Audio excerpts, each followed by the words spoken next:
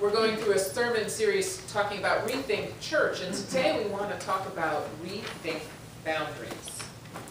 What comes to your mind when you think of the word boundary?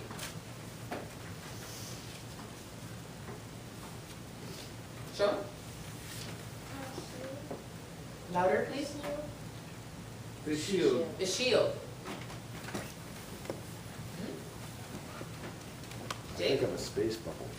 To make a what? A space bubble. A space bubble. Yeah, because that was always used in boundaries. You got to learn your boundaries, be in your space bubble. Bubble. Yeah, this is my space, this is your space. Mm-hmm. Yeah, good boundaries. Tyler? Areas. Areas. There are areas that are considered boundaries, like in soccer, huh? This area is your boundary and that's theirs. Terry? Limits. Lemons? Limits. Limits. Limits. Yeah, those are boundaries. Did you have one, Kevin? Or were you just, anybody else? We've had some good things that, you know, your boundaries in your soccer field are good things, and your personal boundaries, good things. Some other boundaries may not be so good things. Here in Northern Virginia, we might think of school boundaries, as they seem to be revisited often and cause much consternation. We might think of our church land boundary. Over the last few years, we've been talking about Fairfax County as they plan to put a sidewalk through our property. And so we seem to think often of our landlocked 1.7 acre status of boundary between us and our neighbors. Over the last few years, we've dealt with cemetery boundaries, and we revisited our child care protection policy so that all our staff and volunteers might maintain good personal boundaries. So after celebrating Martin Luther King Jr.'s birthday this past Monday, we might think of the racial boundaries that have been torn down in our nation and maybe think about how to further break down the discriminations that bind us and keep us from fully embracing our brothers and sisters. Boundaries like those in a concentration camp and discrimination based Jim Crow laws are not good. Boundaries are very good things when we think of keeping our children safe from pedophiles and when thinking of things like our 10 Commandments. They too bring forth boundaries. We have called them laws, the 10 laws. We have called them the commandments. We call them the utterances. We call them the Decalogue. We have numerous names, but whatever we call them, in the end, they are God's way of establishing good boundaries. It might surprise you to think of these rules as God's reaching out for intimacy with us. It might surprise you to think of these commandments as a sign of the very heart of God. Love. In this, God reveals his inmost being to us and lets us know how much God wants to be in relationship with us. The God who saved the Israelites from slavery is all about desiring a relationship with humanity. The first 4 boundaries have to do with God, giving our respect and our worship to the deity. This means we have no idols. This means we use God's name in the proper way and proper time. The relationship outlined in the commandments also means taking a Sabbath, for this is both about respecting and spending time with God and about God's creation, which includes other human beings. And this is the turning point of our 10 Commandments when we shift focus from boundaries for God to the boundaries we have in our relationships with our fellow human beings. Observing Sabbath is about the proper boundaries with God and about the proper boundaries with humans. And so from here we switch from the God focus to the human focus. Then the commandments tell us to honor our fathers and mothers. This helps us to see the boundaries that exist with family and for family. We shall not murder is a boundary. It helps us to respect the life of our fellow human beings. You shall not commit adultery, respecting other persons and the covenants they have made with another in marriage. We shall not steal, helping us to respect other people's personal items and homes. We shall not bear false witness against our neighbor. So boundaries don't just mean things, but the words we must show, by words we must show respect and be honest. You shall not cover your neighbors, and then it listed a whole bunch of different things. Again, boundaries of ownership. These boundaries help us to keep the peace and maintain a culture of love and respect for all. Why this need for boundaries? I suppose for the same reasons why childhood experts say we should give boundaries to our children. because as confining as they may seem, these rules keep us safe and make us feel safe, and that safety allows us to rest in the boundaries as good for us, not confining to us. These 10 commandments, or 10 boundaries as we're looking at them today, came at a time when the Israelites had been released from their Egyptian slavery.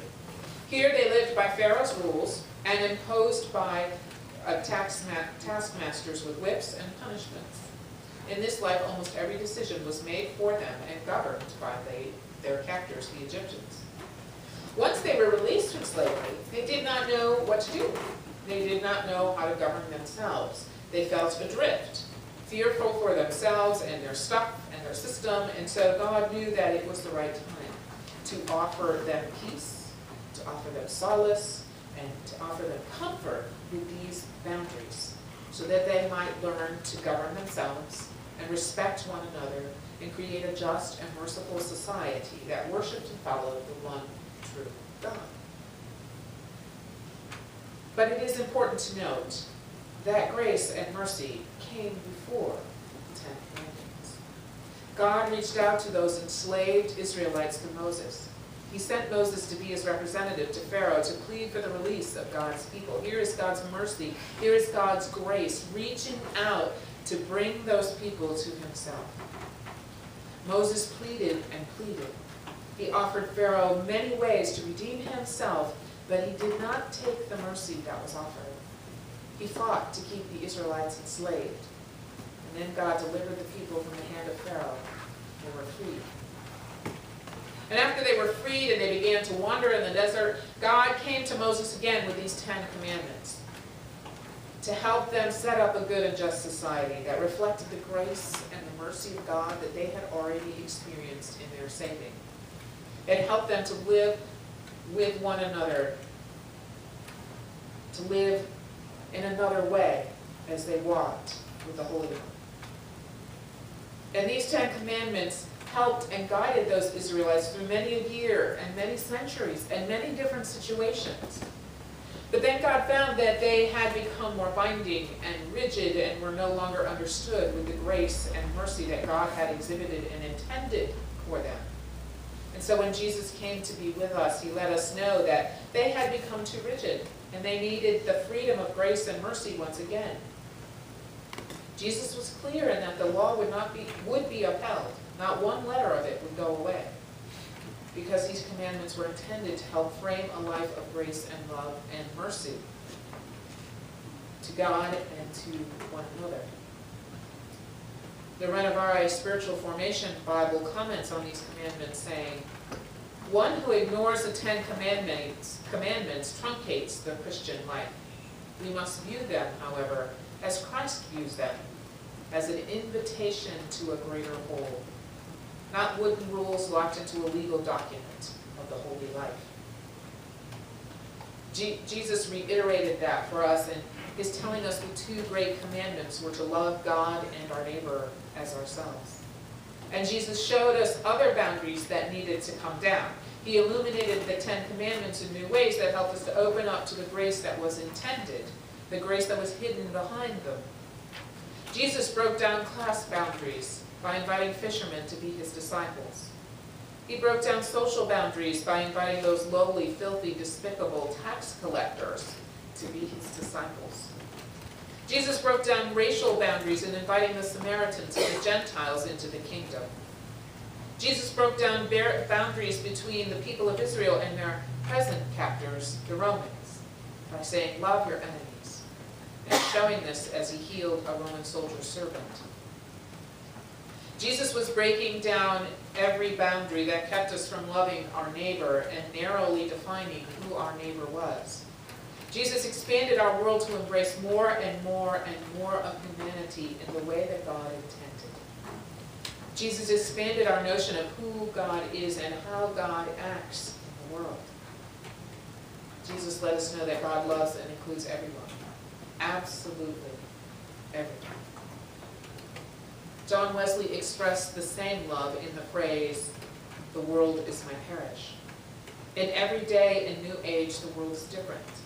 In this day and age, we have to look once again at the intention of Jesus' life and ministries and his statements about the law and the boundaries It set out boundaries based on love and mercy and God's continual reaching out to us in love, that we might embrace the invitation to see the world as our parish. This means we continue to invite folks in. Folks in to worship with us every week. Folks into the use of our space, like the Girl Scouts and the Alcoholics Anonymous groups that some other churches turn away for various reasons. Because of God's love and example, we welcome people of every race and creed and color and nationality. But this also means we have to continue to expand our boundaries beyond our 1.7 acres. With every step we take into the world, God, your Christian beliefs, and our church go with you. The parish of Silverbrook United Methodist Church and Retreat Center is so much larger than our 1.7 acres.